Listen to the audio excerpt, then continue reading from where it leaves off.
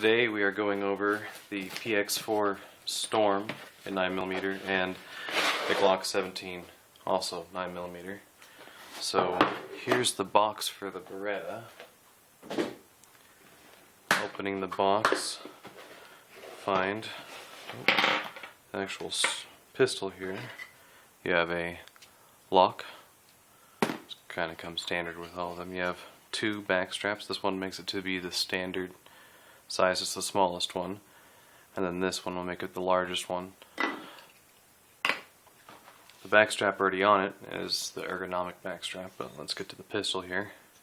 It does have a visible safety system on the side with the red dot inside. It's also a decocker, so if I were to have the hammer backwards, that would decock the hammer. It's got a very large release here for the slide,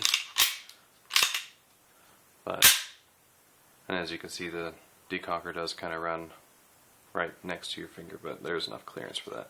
It's got a large dovetail here on the back, so there's not really much of a risk for slide bite, but the factory sights on it, they originally said that they were a glowing sight, but it turns out they do not. It's some sort of defective part, but exposed hammer, decocker, safety, large features, ambidextrous, reversible magazine release.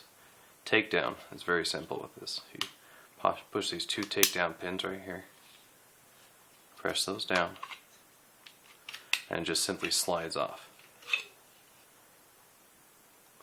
Easy fuel strip. Take this forward, take the block. You have your spring. It's already on there, there's pieces connecting it, so you don't have to worry about the spring coming loose. And then the barrel. It's a 4-inch barrel in this version, at least. This is just the PX4 9mm. Putting it back together. Same exact way as going forward. Snaps right into place. Pretty easy. Slides right back on. It's good to go from that point on.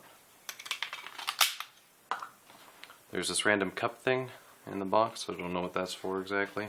There is a spare magazine. It's in a case for me right now, but there's some information and some cleaning supplies. I've put probably 2,000 rounds through this gun. You can see it doesn't have a whole lot of wear on it. A little couple places where I hit it on something, but for the most part, this gun here is in very, very good condition. You can see the inside, you can tell it doesn't have a whole lot of wear. It so far has only had any malfunctions with the very cheapest ammo I could put through it, and it just stovepiped one round. So it's pretty easy shooters, really ergonomic. It's got a little bit of a curving here. The metal is flattened on this. It's not fully rounded, but it does make it a little bit easier to put into a pocket or something. It does have the weaver rail there on the bottom, and the magazines are 17 capacity, at least in my state. So there's the PX4. Just gotta put all this together. There's so much junk in here that the case kind of doesn't really fit. They could have just got a bigger case, I suppose, but whatever. Now we have the Glock 17. This has a warning sticker on the side, but I think that's probably one of those Western States laws. Okay, inside here you have a couple rounds from the Glock factory fired. Same kind of information booklet about it. You have a lock, extra magazine. This Glock here came actually from a law enforcement edition. So they did install non-factory night sights, which work extremely well. I left the gun in the box for 2 days, pulled it out, and it was still going. So I checked it every once in a while, but I checked it in a dark room so it wouldn't have a possibility of charging. It is like the PX4 polymer on the bottom, metal slide.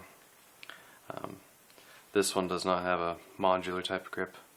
It does have a little serrated, or not a serrated, but contoured area right there to hold on to if you want to use it on your finger there. But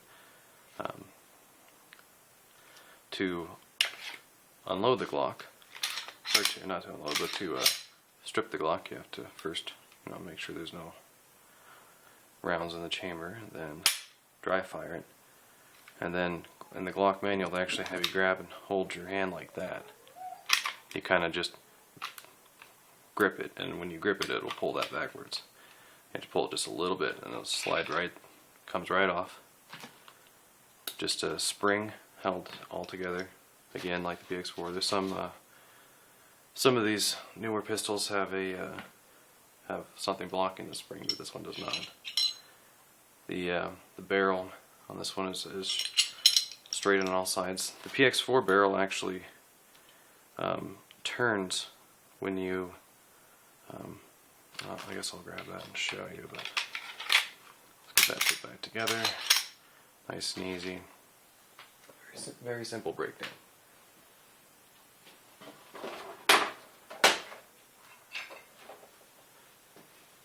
Now in comparison here, we have the PX4. Take the magazines out of both weapons and get them out of the area here. But we have the PX4. If you watch, the bolt, or the barrel actually slightly turns when you cock it back. I'll bring this up close. I would normally cock the weapon with this, but with these front grips here, but they are there and they can be used. You'll see that comes together like that. You'll notice on the Glock, the only safety feature that, well, there's a couple safety features, but this is the main one that you would notice right off the bat here. It's built into the trigger, and you simply press that in, and inside of there, I don't know if you can see that all too well, there's a little area where that slides in and allows the trigger to go through. I think it's definitely not the safest trigger system out there, or safety system out there, because obviously without the hammer you can't really tell if it's cocked. I mean, it's basically the only way you can tell that it's not ready to fire is if the trigger is moved back like that. That's actually, like in the booklet it says that's how you're supposed to store it. So there is one other kind of thing to notice. This is actually just an all plastic shell. You can get them pretty much any shooting range, but if you mix these in with your regular rounds, you can tell kind of what you're doing when you squeeze the trigger. So it's kind of a nice thing to have around, but will also feed into your weapon just the same. So you got that fed in there. Now when you notice on the side of the weapon, that little piece of metal right there is not flush with the side anymore. It's a small indication, but it is an indication that there is one on there. That's actually the extractor. So if you were to kick the round out of there, and look at that, it's now flush. So there is that. Internally, something blocks the pin, part of the pin or something blocks it off, so you can't actually, the weapon won't go off without the trigger being pulled, but it's pretty common. With the PX4, you actually can see in the back of the weapon right there where the pin would hit. Now if you turn the decocker, it actually pulls that away, so you can't actually fire the weapon. So it does block that, so when the hammer does spring forward,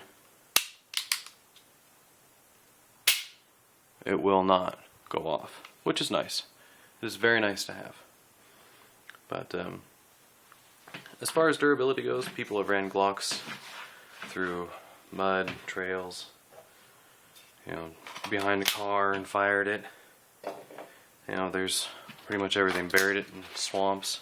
I haven't seen a whole lot on the PX4, but PX4 to me more is the just take it out there and shoot it just like a regular pistol. It's not doesn't doesn't really strike me as being a military type carried weapon, but you know, its durability is, as far as I know, has been pretty good for me. So you know, I've let quite a few rounds go through it, probably 400 or 500 without cleaning it, just to see you know, how it handled that. And it, you know, is a champ. It works perfectly. The Glock does not has not jammed on any type of ammunition I've put through it. It hasn't stovepiped. There hasn't been a single malfunction with the Glock. For me, it fits a little bit better in my hands, but it is nice to have the grips on the back of that. I know that there are non-factory grips available for the Glock that just simply slide over it, but this is the 3rd generation. It has the serrated or whatever they are spots there for the grip, and again a large dovetail, which is pretty common in all the most pistols. This slide release is really small. It's very you know, very easy to miss. I think if you were sliding your finger, if it was wet or something, I think that it would be a little bit you know, since it doesn't protrude as much naturally, it wouldn't catch your finger as well. And you know, as with any and as with most of these pistols, there are interchangeable parts. You can buy a larger one to accommodate your shooting style, or you know, stay with the smaller factory, whichever one is your preference. Now, there are a lot of extra things for Glocks, being that they're one of the most common pistols, but there are some aftermarket things coming up for the PX4 that would make it more usable, but I think are more customizable, I guess would be the better term for it. But overall, it's a very pretty gun. Works very well. The reason why I went with the PX4, I was kind of facing these two pistols off. I ended up getting them both, but I was looking at the PX4 mainly for personal, you know, home defense, to leave sitting in a little small bedroom safe. I wanted to make sure that there was an indication, both at least two indications on this one, that the gun is ready to fire. I mean, yeah, you got the red dot easily available or easily visible right there. You know, danger red, all that. The trigger is a bit different on this one. It does have a really long distance. When it is cocked, however, it does remain farther back, but it still has that much play in it before you hit the wall before actually firing. And it's not a really huge distance to go, as you can see right there. But it's a single double action, so you can pull off another round just like so. So you can leave one in the chamber, and then that blocks, so you don't have to worry about the hammer hitting it. And when a personal defense type situation comes around, and you know, if necessity were to cause you to have to fire your weapon, you could easily pop that and then squeeze the trigger. That's a little bit scarier for me, I think, to carry a Glock, just because right now it's ready to go. There's nothing that I'm going to do other than squeeze the trigger to leave it firing. The distance traveled on this before you reach the end there is quite a bit different. It's very much less. So when you actually when the point where it breaks is, in my eyes, when I'm pulling the trigger, seems to be a bit of a quicker break than it is with the PX4. The PX4, it just feels like it's just a little bit longer distance, but that's something you could probably change with the trigger pull and change the weight on it or whatever. You'll also notice that this piece up here rises when the trigger, when the trigger is engaged.